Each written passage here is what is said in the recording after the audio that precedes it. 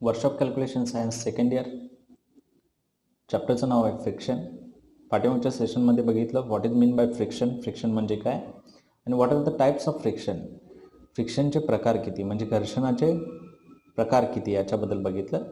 आता आपण ॲक्च्युअली या सेशनमध्ये बघणार आहे फ्रिक्शन म्हणजे काय, फ्रिक्शन कोणकोणत्या घटकावर अवलंबून असतं आणि कोएफिशियंट ऑफ फ्रिक्शन ह्या गोष्टी आपण या लेक्चरमध्ये बघणार आहे.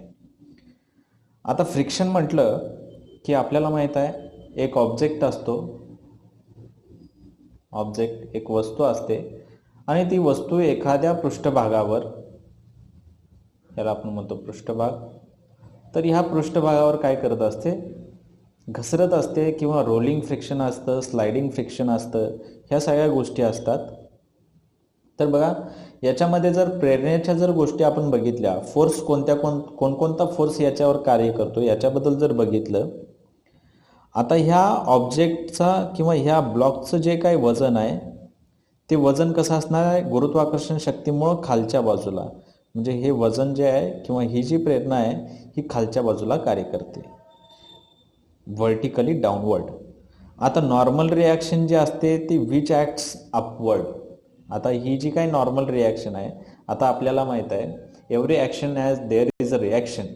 ओके, या नियमानुसार, न्यूटनच्या नियमानुसार खालच्या बाजूला जर याचं वजन असेल तर या वस्तूला वरच्या बाजूला ढकलण्याचा प्रयत्न या पृष्ठभागाकडून केला जातोच, तर त्याला आपण म्हणतो रिॲक्शन.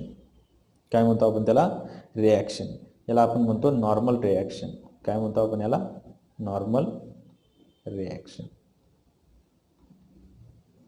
याला आपण म्हणतो नॉर्मल वेट किंवा याला आपण म्हणतो वजन. आता या ठिकाणी आपल्याला जे एफ दिसतंय तर त्याला आपण काय म्हणणार आहे, या ठिकाणी पी नाही, लक्षात घ्या, याला आपण एफ आर असं म्हणूया. आता आपण ऑब्जेक्ट या बाजूला ओढतोय, म्हणजे प्रेरणा कोणत्या बाजूला, या बाजूला आहे, तर फ्रिक्शन जे असणार आहे, घर्षण जे असणार आहे ते कोणत्या बाजूला असणार आहे, या बाजूला. म्हणजे घर्षण काय करतं, स्लायडिंगला विरोध करतं. म्हणजे एक वस्तू की जर पृष्ठभागावरून घासत न्यायची असेल तर त्याला काय करतं, ते विरोध करतो, म्हणून आपण त्याला म्हणतो frictional force.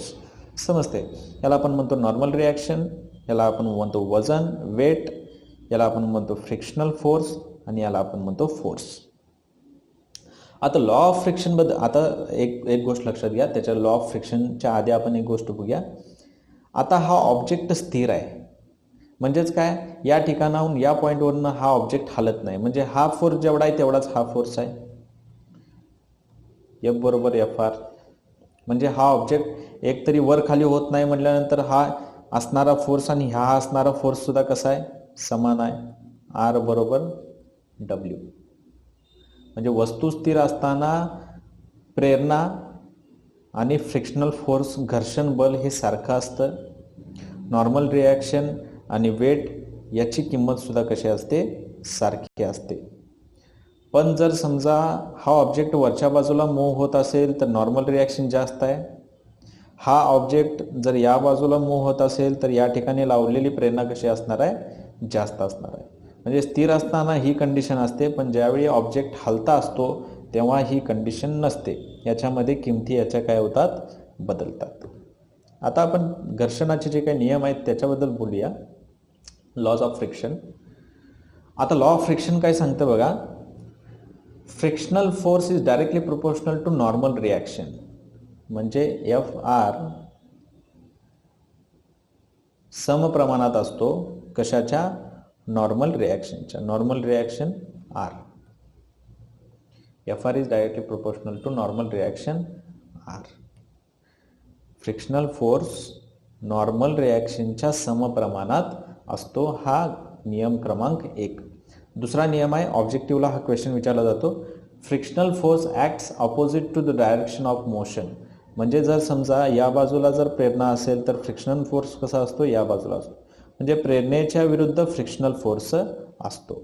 Frictional force is opposite to the direction of motion किंवा डायरेक्शन ऑफ फोर्स. हा घर्षणाचा दुसरा नियम. तिसरा नियम काय सांगतो, frictional force depends on nature of contacting surface. जर सपाट पृष्ठभाग असेल तर फ्रिक्शन कमी असेल, जर समजा अशा पद्धतीचा जर पृष्ठभाग असेल तर फ्रिक्शन जास्त असेल, जर एकदमच अशा पद्धतीचा पृष्ठभाग असेल तर फ्रिक्शन जास्त असेल. म्हणजे पृष्ठभाग कशा पद्धतीचा आहे, कॉन्टॅक्टिंग सरफेस कशा पद्धतीचा आहे, याच्यावर हा फ्रिक्शन फोर्स कसा असतो, अवलंबून असतो. चौथा नियम काय सांगतो, frictional force is independent over the area and shape of contacting surface. म्हणजेच हा या सरफेसचं क्षेत्रफळ किती आहे, या सरफेसचा आकार कोणता आहे, म्हणजे हा आकार असा आहे का असा आहे, याच्याशी काय फरक पडत नाही फ्रिक्शनल फोर्सचा. फक्त त्याच्यावर नॉर्मल रिॲक्शन या सगळ्या गोष्टी असतात, ग्रॅव्हिटेशनल फोर्स या सगळ्या गोष्टी अवलंबून असतात. पण फक्त जर बघायला गेलं तर क्षेत्रफळ आणि शेप म्हणजे आकार याच्यावर किंवा फ्रिक्शनल फोर्सवर परिणाम होत नाही. हे लॉ ऑफ फ्रिक्शन म्हणजे घर्षणाचे 4 नियम आहेत. ऑब्जेक्टिव्हला हा क्वेश्चन विचारला जातो. आता कोएफिशियंट ऑफ फ्रिक्शन आपण बघूया. What is mean bye coefficient of friction? Frictional force भागिले नॉर्मल रिॲक्शन, फ्रिक्शनल फोर्स भागिले नॉर्मल रिॲक्शन याला आपण काय म्हणतो, coefficient of friction. Normal reaction म्हणजे काय, W किंवा R, फ्रिक्शन फोर्स F भागिले W किंवा R, याला आपण काय म्हणतो, कोएफिशियंट ऑफ फ्रिक्शन. याचं बघा, कोएफिशियंट ऑफ फ्रिक्शन कशाने दाखवतो आपण, म्यू न दाखवतो. हा प्रश्न विचारला जातो, कोएफिशियंट ऑफ फ्रिक्शन कोणत्या अक्षराने दर्शवतात, तर म्यू या अक्षराने दर्शवतात. म्यू बरोबर नॉर्मल प्रेरणा भागिले नॉर्मल रिॲक्शन,